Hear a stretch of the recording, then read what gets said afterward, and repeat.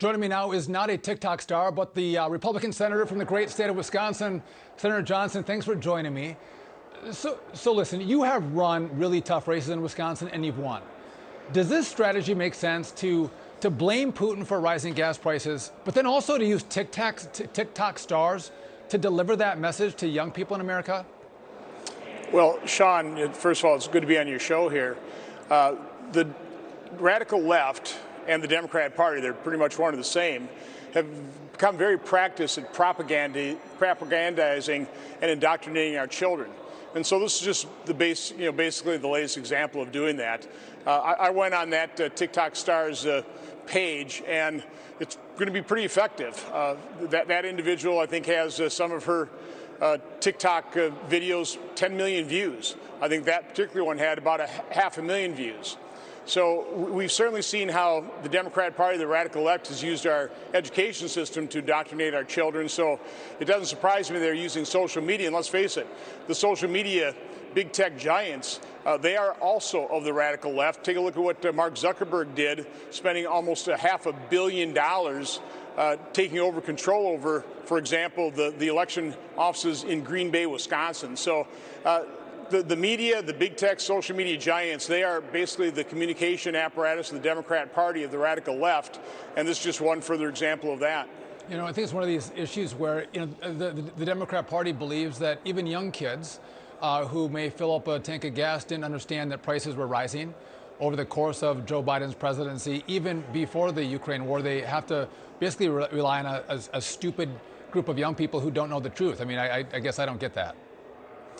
Well, again, when you've been indoctrinating our children for, since kindergarten, it's probably a little bit easier to pull the wool over their eyes. But, you and I both know, and I hope the American public understands that well before Vladimir Putin invaded Ukraine, because he was tempted by all the weakness of this administration, Democrat policies, the gasoline prices were rising because of those policies, because of Democrat war on fossil fuel, the cancellation of the Keystone XL pipeline. We just saw a Federal Reserve nominee withdraw because she wanted to enact through the Federal Reserve policies, the restriction of capital into our fossil fuel industries. Fortunately, we had Joe Manchin side with Republicans and said we're not going to confirm that individual, but they'll continue to do this through other agencies as well. So this is a war on fossil fuel. It increased the cost of not only gasoline, but other energy. Energy is a component of basically every good and service. It's also helping spark inflation together with the out-of-control deficit spending, which has now sparked a 40-year high, 7.9% inflation. But that's not the worst of it. Producer Price Index, that report just came out, 10.08%, which is a harbinger of future inflation to come.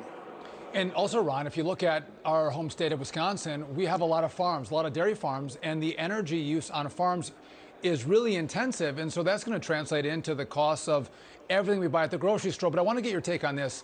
A Washington Congresswoman, Kim Schreier, saying that Putin should be exclusively blamed for rising gas prices. Take a listen, and I want you to react. Right now, in the last 2 weeks, this is Putin. You should be blaming Putin, if anybody, for this. And to not blame Putin, first of all, is denying reality. And second, frankly, I think is un-American. So this is Putin's fault. So, Senator, I would tell you that attacking American energy is actually un-American. But what do you think about a U.S. Congresswoman saying that attacking Joe Biden for rising gas prices is what, un-American? Well, being a loyal Democrat, that's exactly what she would say, and that's, of course, what she wants the American people to believe. Well, listen, there's no doubt about that Putin's invasion of Ukraine is icing on the cake and has driven gasoline prices even higher.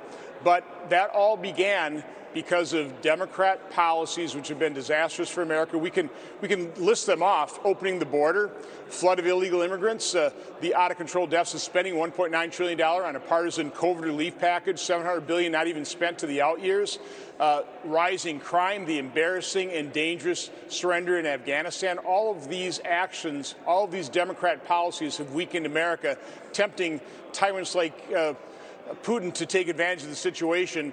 But again, it's their policies that primarily sparked inflation. And you know what you see the Democrats continue to do, Senator, is they always go back to Russia. So after they lost the 2016 election, Hillary Clinton was a horrible candidate.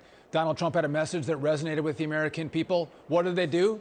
They blamed it on Russia and drafted up some scam that Donald Trump had colluded with Russia. Now, with gas prices, again, it's Russia's fault. It seems like every bad thing that Democrats do, whether it's a race or our economy, they want to go back to Russia.